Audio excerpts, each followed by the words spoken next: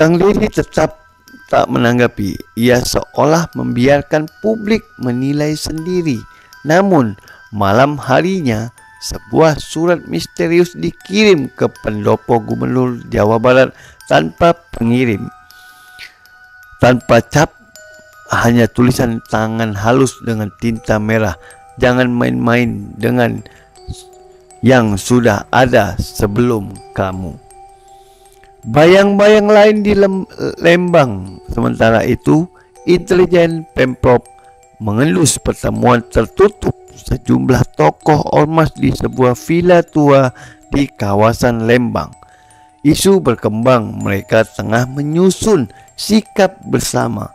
Sebagian ingin melawan secara terbuka, sebagian lagi ingin bertemu baik-baik dengan Dedi. Namun satu hal yang jelas, langkah Dedi telah mengguncang sarang lama yang sudah terlalu nyaman hidup dari sistem abu-abu. Oke, dan rakyat menonton, masyarakat Jawa Barat menyaksikan semua ini. Beberapa mulai berani bersuara, memberi testimoni soal bagaimana mereka dulu harus membayar untuk hal-hal kecil yang seharusnya gratis. Pedagang kaki lima di Subang, sopir travel di Garut, hingga pemilik warung kecil di Sukabumi. Kalau Kang Dedi serius beresin ini, saya dukung 100%. Tapi saya juga takut karena mereka nggak main-main, kata Ibu Sari, pedagang lontong. Pertemuan diam-diam di Lembang, awan gelap dari utara. Lembang malam itu dingin dan sunyi, seperti menanti sesuatu yang tak bisa dijelaskan.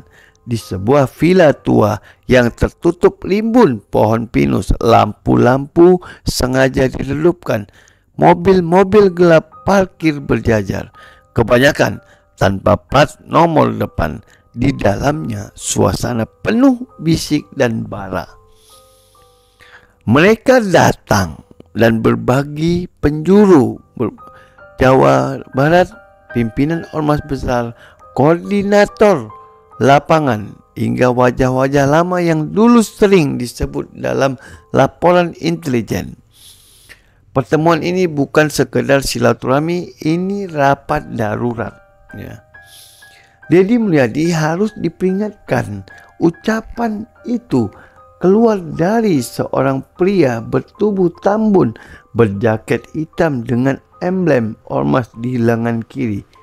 Ia memukul meja kayu dengan kepala tangannya. Dulu menjabat daerah minta izin kalau mau operasi di lapangan. Sekarang dia datang sendiri kayak jagoan film cowboy. Beberapa yang lain diam, tapi mata mereka berbicara. Ada yang marah, ada yang takut, tapi tak ada yang mengakuinya. Kita harus buktikan kalau ormas bukan budak kekuasaan. Kalau dia anggap kita preman, ya sudah, sekalian kita tunjukin, sahut seorang lain dengan nada geram. Namun tak semua sepakat dengan jalan keras. Seorang pimpinan muda yang dikenal lebih rasional mencoba menenangkan. Kalau kita ngamuk, rakyat makin percaya Dedi. Tapi kalau kita ajak dialog dan dia nolak, dia yang terlihat arogan, itu lebih strategis. Tapi malam itu strategi dibelah oleh emosi. Mereka memutuskan surat resmi akan dikirim permintaan audiensi langsung dengan gubernur. Tapi jika tak digubris, aksi besar-besaran akan digelar di Bandung. Kabar Bogor dan Dedi tersenyum. Kabar pertemuan itu meski dirahasiakan sampai ke telinga Kang Dedi. Ajudannya menyerahkan laporan intel lengkap dengan daftar nama peserta dan notulensi kasar hasil rapat. Dedi hanya membaca sekilas lalu tersenyum tipis. Mereka pikir saya takut dengan keramaian. Saya bukan takut. Saya cuma nggak mau rakyat trauma lagi lihat jalanan rusuh. Ia tak balas surat, tak undang perwakilan Ormas, tak buat pernyataan pers. Ia justru kembali turun ke lapangan, kali ini ke pasar-pasar tradisional di Cianjur. Tempat pedagang sering diperas dengan uang keamanan. Sikap diamnya makin membuat penasaran. Netizen beraksi, rakyat bicara di media sosial. Kang Deddy berani kembali trending. Rakyat biasa yang dulu hanya diam mulai ikut bersuara. Seorang guru di Tasikmalaya menulis di Facebook, "Kita bukan lawan ormas, tapi kita lawan sistem yang menyusahkan rakyat lewat orang berseragam." Namun di sisi lain ada ketegangan yang mulai terlihat di jalanan. Beberapa mural anti Deddy muncul di tembok-tembok kota. Di Sukabumi, spanduk bertuliskan "Gubernur jangan sombong" terpasang di perempatan utama. Belum jelas siapa yang pasang, tapi pesannya terang. Angin mulai berubah. Malam tua dan surat kedua.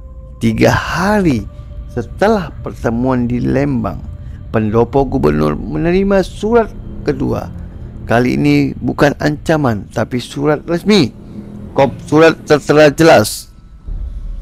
Isinya singkat. "Kami perwakilan Ormas se-Jawa Barat menginginkan dialog terbuka dengan Gubernur Jawa Barat, Bapak Deddy Mulyadi, untuk meluruskan perspektif dan menghindari kesalahpahaman yang dapat